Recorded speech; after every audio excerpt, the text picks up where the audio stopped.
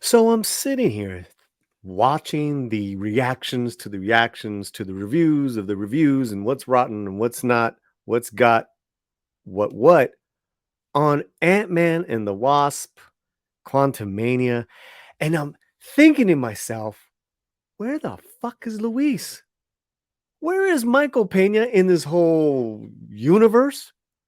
He's erased. He's completely gone. In the first one, the most endearing character. In the second one, kind of saddled back a bit. He did, move on up with his security system company, but in 3, he's gone. He's absolutely gone.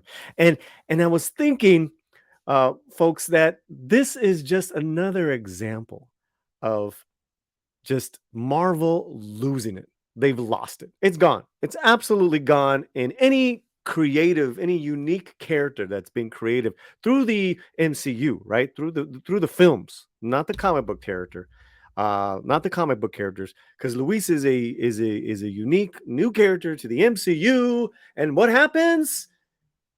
They erase him. One of the most endearing original characters who's not a superhero, but really great character in the MCU universe, gone. What a stupid ass idea. In a long line of stupid ass ideas, where's Raza, man? Michael Pena's performance as Luis is now legendary. People emulate it, copy it, recite it. Oh my lord, oh my lord. And I want to thank all the new people that have been subscribing, that have been coming over. I want to thank the Film Threat, Midnight's Edge, Echo Base, Doomcock, Valiant Renegade, all the homeboys, all the fucking crazy vato locos. Because here at the Slant, we got to see that movie early. You can check out the review if you haven't seen it yet. I will have a link, but this led me to think what is going on. And I wasn't the only one. I was not the only one. Our good friend Rosa Para, who is a professional film critic, put this up. This is what happens when the best Latino character in the MCU isn't even in the movie. It falls apart. It falls to shit. It falls to pieces. I don't know what. Amazing. And I took this and I retweeted it. And I said, where the F is Luis when we needed him? We all know his van and that cucaracha horn saved us from Thanos. And we got a great response. People are like, wait a minute, Luis isn't in this. I'm out. I've been saying this for years. Luis is needed for years now.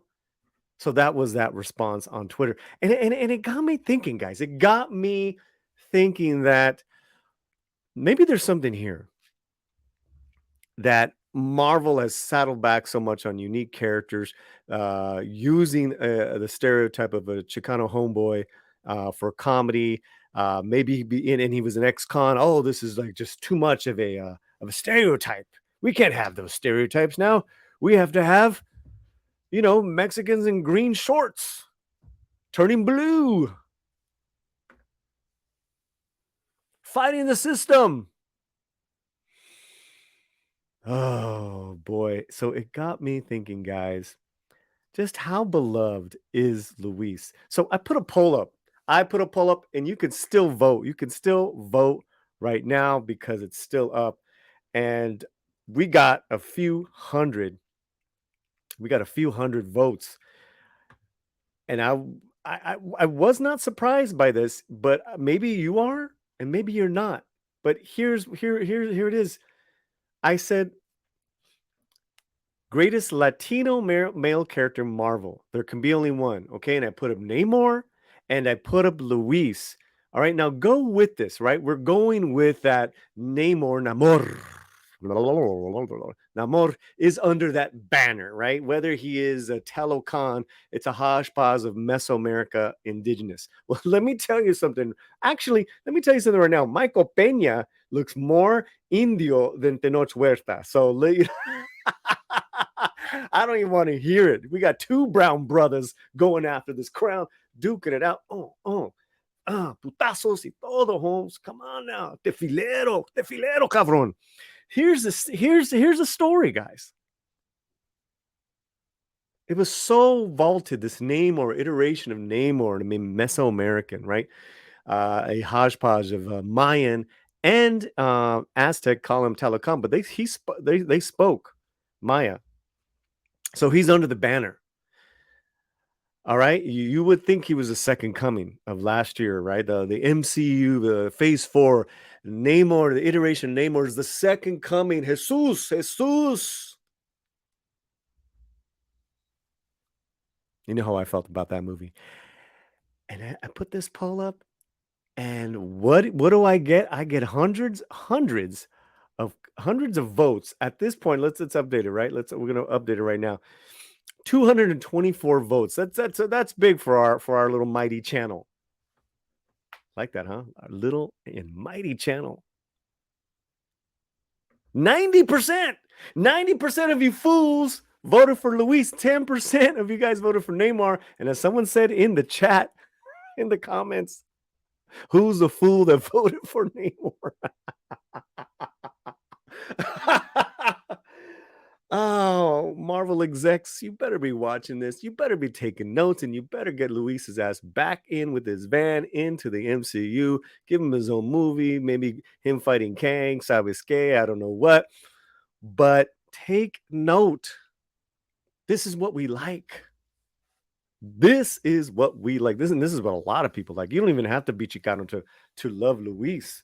But let's read some of these comments too, because these comments were on fire. I'm gonna make myself muy chiquito.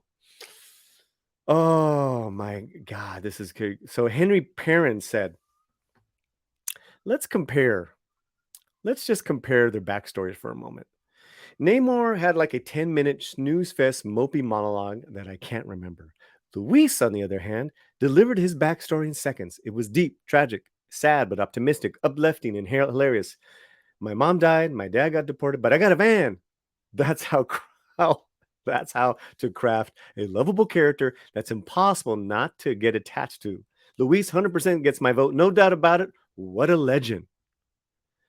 And then someone else said, I need to see Luis make a joke that he is Kulkulkan with a van. A Kulkulkan with a van, Holmes. ¿Sabes qué? Oh, hold on, let me. ¿Sabes qué? Namor, that's my pinche primo. But I'm Kulkulkan in a van. I'm telling you, man. I'm telling you what we are delivering and what all these other channels are delivering in our reviews, and this to me, this is fun, but this also rings true to what the fans want. This is more entertaining than that film.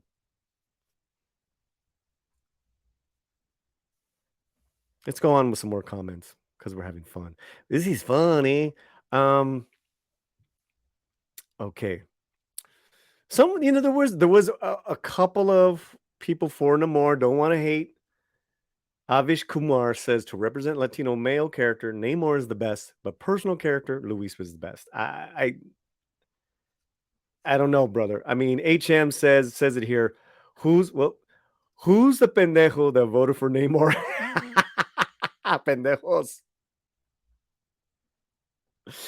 And I keep doing that. Lighthouse 77, I believe. Yeah, 777 said, Tenoch of House of Huerta is a cool dude, but Luis was delivered well. This is tough. Depends on the writing and whom makes the movie. If these movies had Senor Paulie on board, these roles would be memorable. Érale! Ow! Good answer. But everyone's like, Luis, definitely Luis. I love some of these explanations. Luis is the most memorable character of the Ant-Man. Michael Pena is an amazing actor. He is. I agree. We do know that Michael Pena is making movies right now. And if you want to see some great Michael Pena work, check out Ant-Man 1. Hello, Marvel. Check out also Narcos Mexico, where he plays Kiki Camarena in a very vaulted, dramatic take. He's got range, man. He's got range. And once again, Marvel, you just fell flat. Unbelievable. I don't know which worse. Andre from Midnight Says asked me, well, what's worse? Being so misrepresented, like a Namor, or just being not being in the movie. Like you're erased. Luis was erased. And it had me thinking. And I'm like, those are my choices? I can't have a Luis in this? My choices are one of those. What? Those are just horrible choices.